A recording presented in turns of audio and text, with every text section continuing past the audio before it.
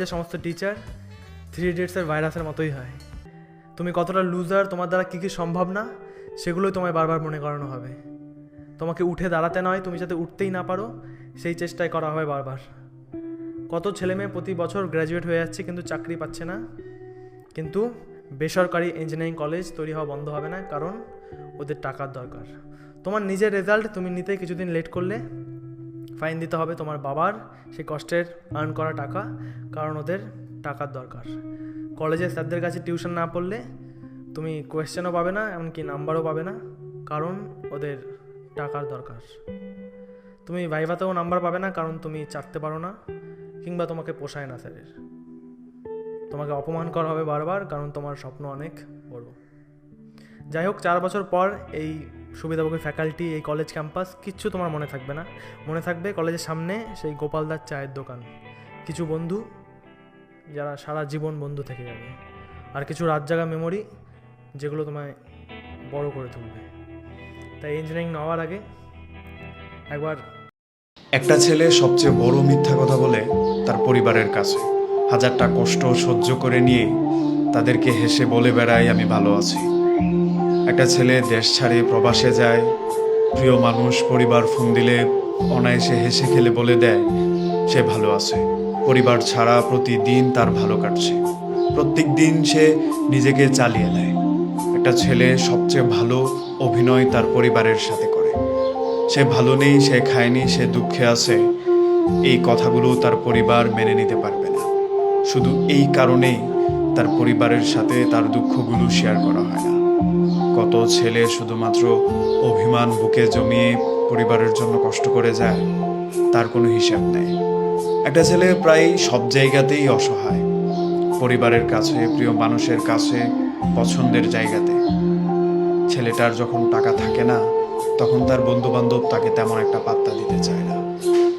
তার বন্ধুত্বের পরিচয় টাকা পয়সা আর ব্যাকগ্রাউন্ডে উঠে দাঁড়ায়।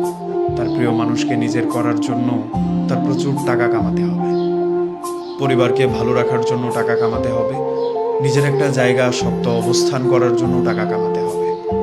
ছেলেরা মূলত 18 বছর বাঁচে, তারপর সে বাঁচে পরিবারের জন্য, হাসে পরিবারের জন্য, পরিশ্রম করে তার প্রিয় মানুষ আর পরিবারদের জন্য। এরপরে আর ছেলেদের শখ থাকে না। একটা ছেলে যখন টাকা ইনকাম করা শুরু করে, যতটা না তার পছন্দের বাইক, পছন্দের গাড়ি কেনার আগ্রহ থাকে, তার চেয়ে বেশি আগ্রহ থাকে তার বাবা মাকে হজ করার, তার ছোট ভাইকে ফোন কিনে দেওয়ার, তার প্রিয় মানুষকে একটা কিছু করে দেওয়ার, নিজের পরিবারের জন্য একটা ভালো জায়গা বানানো। ছেলেরা এই শখগুলো নিয়েই বড় হয়, এই শখগুলো নিয়েই প্রবাসে পড়ে থাকে, এই শখগুলো নিয়েই জীবনটাকে পাড়ি দেয়। এগুলো নিয়েই একটা ছেলের বেঁচে থাকতে হয়। একটা ছেলের মূলত বেঁচে থাকা পরিবার, নিজের স্বপ্ন দেখা পরিবার, ভালো কিছু করার আগ্রহ তার প্রিয় মানুষ আর পরিবার। ছেলেরা সত্যি মূলত 18 বৎসর বাঁচে। ইভেন যদি রিলেশনশিপের কথাটা, কারণ এই বয়সে প্রত্যেকেরই একটা রিলেশনশিপ থাকেই, বা হতে চাইছে, বা আমার কারো ভালো লাগছে, অ্যাপ্রোচ করছি, হচ্ছে না। আমি অ্যাপ্রোচ করার আগে, আমার সিভিল সার্ভিস ক্লিয়ার হওয়ার আগে, চাকরি পাওয়ার আগে আরেকজন কেউ এলো, তার সঙ্গে হয়ে গেল, সব কিছু চলে গেল। এই সব চিন্তাগুলো মাথা থেকে সরিয়ে ফেলতে হবে। একজনকে ভালোবাসো, সিভিল সার্ভিস যদি টার্গেট হয়, সিভিল সার্ভিসকে ভালোবাসো, আর কাউকে ভালোবাসতে হবে না। আর কেউ নেই, আর মা বাবার সঙ্গে আছেন, পরিবার সঙ্গে আছে, আর কাউকে ভালোবাসতে হবে না। আর যারা দুঃখ পায় যে এতদিন ধরে রিলেশনশিপটা ছিল, আজকে আমি চাকরি পেলাম না, ওই বিয়ে ঠিক হয়ে গেছে, কালকে বিয়ে হয়ে চলেও গেল, সকালে আমি রাত্রিবেলা সারা রাত আমি আউট, যে চলে গেছে না ছেড়ে, ও ছেড়ে যখন গেছে তার মানে ও এমনিও ভালোবাসতো না।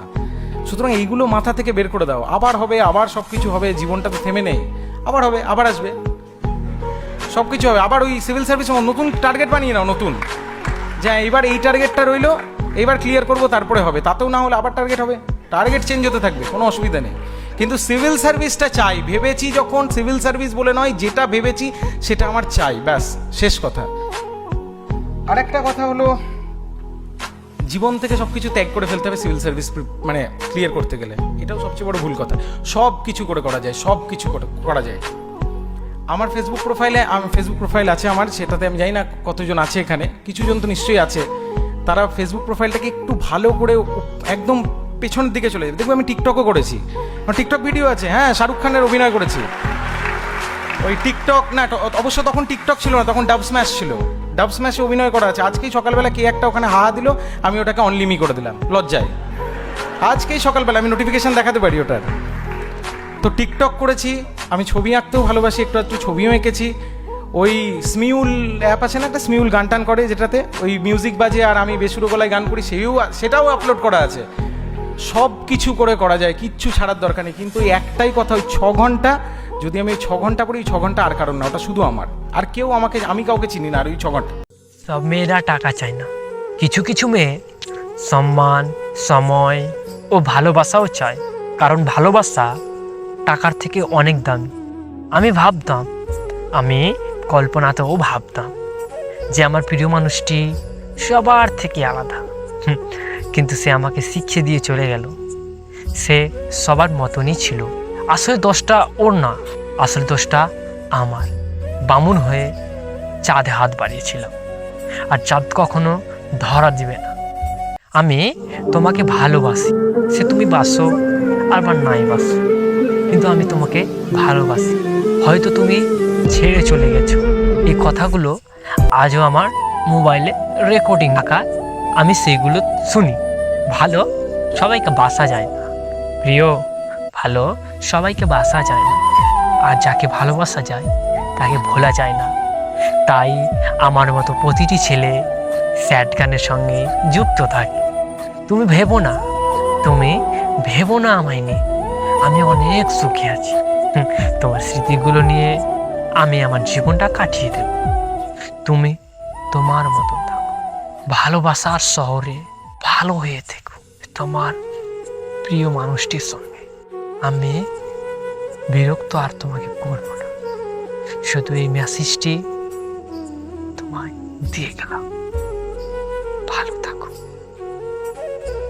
আমি তারা হয়ে তোমাকে দেখব। হয়তো সেদিন তুমি আমাকে অবহেলা করবে না। কি অবহেলা করবে? আমি জানি তুমি অবহেলা করবে না, কারণ তখন তুমি বুঝতে পারবে আমায় সে কতটা ভালোবেসেছিল।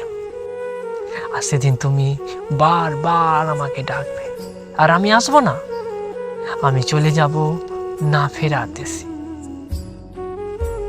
ভালো থাকো তুমি, তোমার মতো।